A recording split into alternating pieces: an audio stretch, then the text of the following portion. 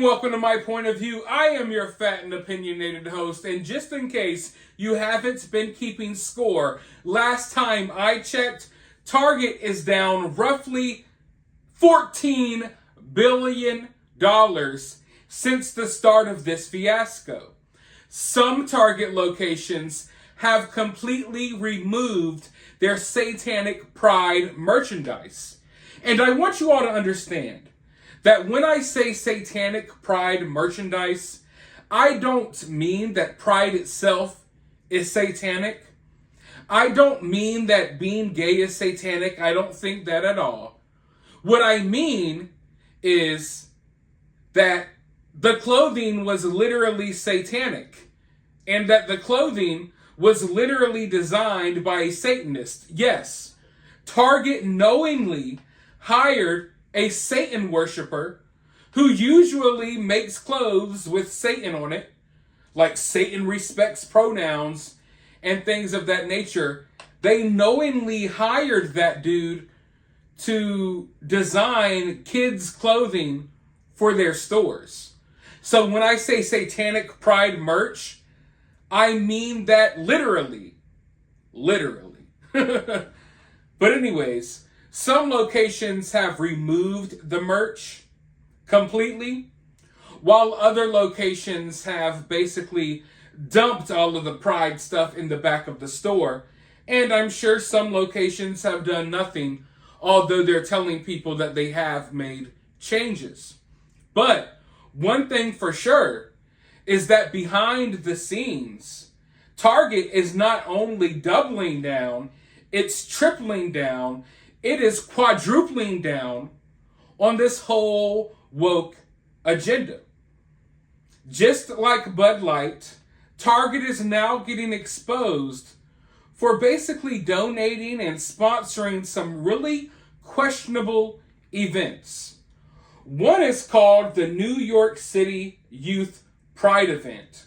Target has sponsored them and is partnering with them for a special event in New York, a special pride event that is being described as for teenagers, youth, and teenage allies. Really weird, right? Let's go ahead and find out what's going on here. Amid the fierce criticism surrounding Target's LGBT advocacy, the well-known retail store is partnering with the NYC Youth Pride event set to take place on June 24th. The event, hosted by New York City Pride, is promoted as an annual celebration for the LGBTQIA+ and allied teens. In partnership with Target, its founding sponsor, the NYC Pride website, reads. So this event is described as not necessarily an event just for the youth. Like, this isn't just a youth pride event where young members of the LGBTQ can all come and congregate. No, it's an event for the LGBTQIA+ community and the youth. You understand what I'm saying here? They couldn't let the youth get their own event, no. Because the groomers, the adults, they have to be there as well. Or else it's no fun, right? So that's basically what's happening here. Target thinks it's a good idea. They're sponsoring them. They're partnering with them. Target's logo will be plastered everywhere around this event that is described as the LGBTQ+ event, and youth allies are welcome as well. It's so weird to me that these people constantly obsess over kids. And you know, these pride events, I don't care what they try to gaslight you into believing, they're not a place for kids, period. I've been to a pride event before back in my day with a group of my lesbian friends who, let's just say, weren't so lesbian after all. And most of them all are married to guys with kids now, but they went through a phase, and I think a lot of kids these days are going through a phase. The only difference is these days, kids are being encouraged to do some really wild things to their body that they can't reverse. Back in my day, if you had a phase, you could grow out of it, start dressing differently, and get your life back on track. These kids are being convinced to do, these horrible things to their body to the point that, they're never going to be the same again. They will always be a depressed shell of themselves.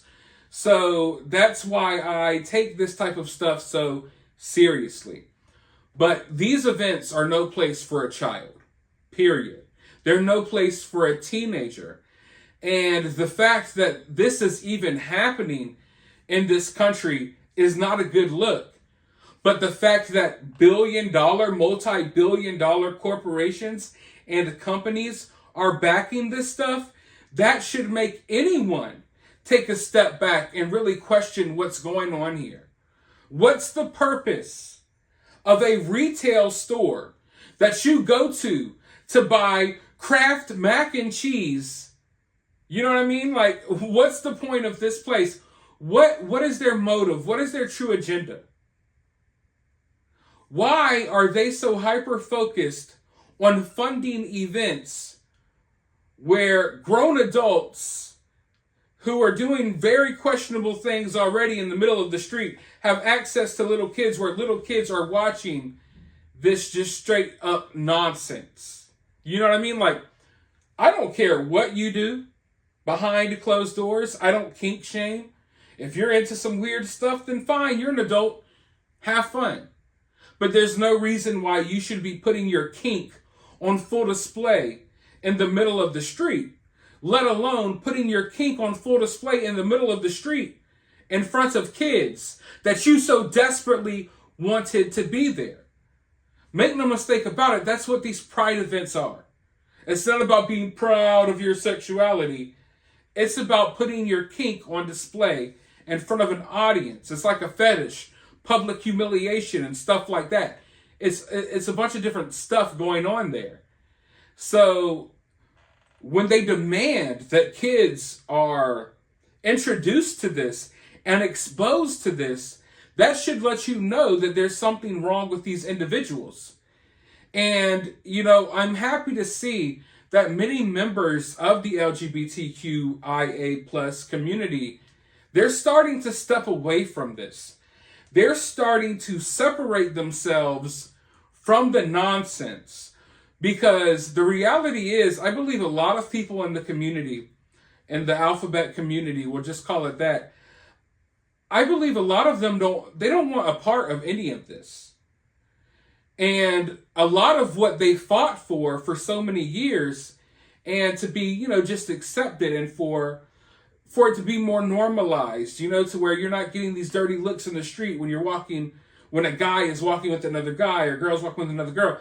They fought for years to get to a certain point, and then bam, all of that is really getting thrown away right now because of these radicals and these activists who, many of them, I don't believe they belong to this community at all. I believe they're mentally ill people, they're undesirables, and they're people with these fetishes and kinks that are trying to cling to the gay community. That's really what we're witnessing here. Like, full blown, we're witnessing that. Often, throughout history, you could go throughout history, the undesirables of society, they always try to cling to some certain movement because, they're not really accepted anywhere else. And that's why, take it as a joke, laugh, it's funny. That's why these people are often ugly and weird looking. They all look the same. Let's just be real. These people are outcast and they're just trying to cling to something, and they're basically clinging to, the LGBT community. And it's getting wild. And like I said, when you get to the point that these billion-dollar companies are funding this stuff, I believe even if you're part of that community, you should step back and ask yourself, wait, why? Why is Target funding pride events? It doesn't make sense. They would only be doing that if they had some type of motive to be doing that. They have to have some type of agenda. What is that agenda? You know what I mean? I mean, we know what the agenda is, but I feel like people need to start waking up.